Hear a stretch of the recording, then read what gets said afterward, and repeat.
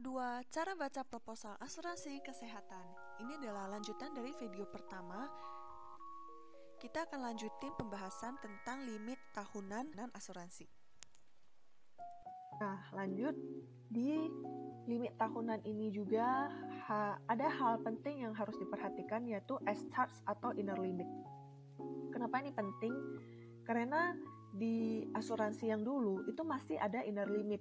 Jadi misal kita mau operasi, untuk operasi bedah itu masih dibatasin hanya boleh 50 juta. Jadi kalau misalnya kita operasi dan biayanya 100 juta itu gimana?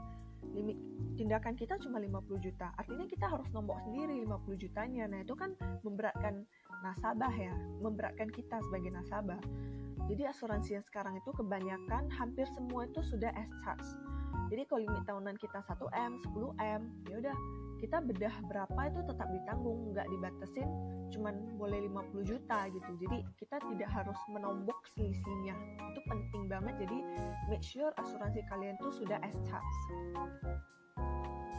Yang ketiga adalah fasilitas kamar. Ada asuransi yang fasilitas kamarnya itu 1 bed dan ada yang kamar sharing. Ini tergantung ke preferensi masing-masing. Kalau dari aku sendiri, aku lebih nyaman untuk punya kamar 1 bed.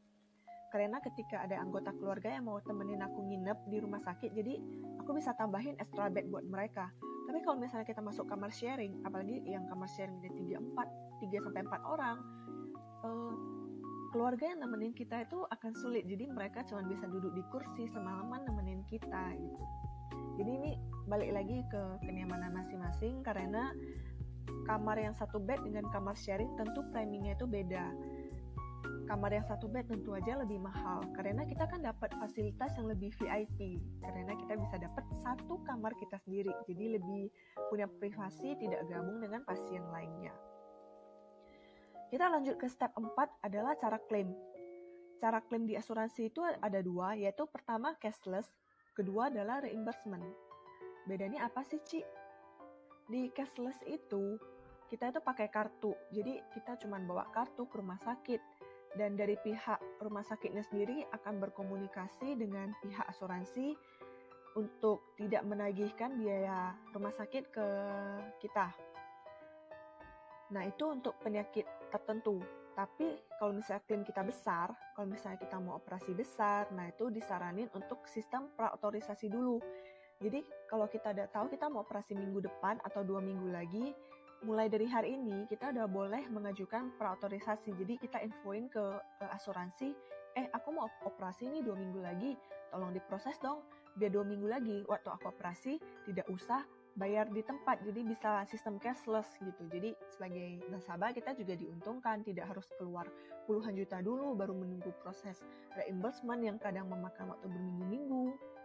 Nah, jadi itu adalah keuntungan cashless. Jadi pastikan asuransi kesehatan kamu udah cashless atau belum. Nah, kalau sistem reimbursement itu sistemnya adalah kita talangin dulu, baru nanti kita klaim manual ke asuransi. Harus dipastikan dokumennya harus lengkap, karena kalau tidak pihak asuransi akan meminta kita ke rumah sakit lagi untuk meminta dokumen yang lengkap. Untuk dokumen lengkap itu seperti apa? Tanya lagi ke izin kamu atau ke asuransi kamu. Nah, step kelima adalah rawat jalan dan rawat inap. Kebanyakan asuransi itu memang hanya mengcover biaya rawat inap. Tapi memang ada special case yang bisa mengcover rawat jalan. Misalnya kecelakaan atau bedah pulang hari. Nah, ini mau dilihat lagi di proposal asuransi kesehatan kalian, itu ada tertulis bisa mengcover rawat jalan atau tidak. Contohnya seperti ini, kalau di asuransi ini mereka mengcover rawat jalan. Artinya yang pertama deh kita lihat perawatan 60 hari sebelum dan 90 hari sesudah rawat inap. Misalnya aku masuk ke rumah sakit untuk dioperasi. Dan setelah aku keluar dari rumah sakit, kan mungkin kita perlu rawat jalan untuk konsultasi dengan dokter ya. Apakah udah oke belum dok? Penyakitnya udah perlu minum obat atau gimana enggak? Nah, itu bisa ditanggung dalam jangka waktu 90 hari sesudah rawat inap. Dan biasanya sebelum kita operasi kan kita pasti cek kesehatan dulu dong. Apakah cek darah atau medical check up atau scan. Nah, ini bisa diklaim biaya yang terjadi 60 hari sebelum rawat inap. Jadi biaya kita medical check up atas anjuran dokter ya, scan itu bisa diklaim karena masih berhubungan dengan penyakit rawat inap. Nah ini perlu dicek lagi, tapi setahu aku di semua asuransi sudah ada.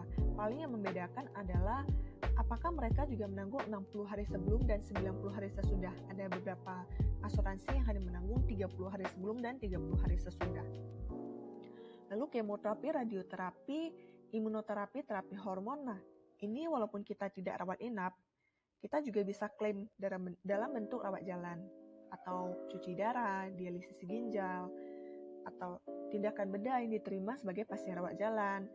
Nah, ini bisa diklaim tanpa rawat inap. Jadi ketika kamu terima proposal asuransi kesehatan, coba cek deh bagian tabel rawat jalan ini. Apakah mereka juga bisa mengcover biaya rawat jalan seperti ini? Karena logikanya kalau emang kita kena penyakit kritis dan kita mau cuci darah itu kan tidak harus nginap ya sebenarnya.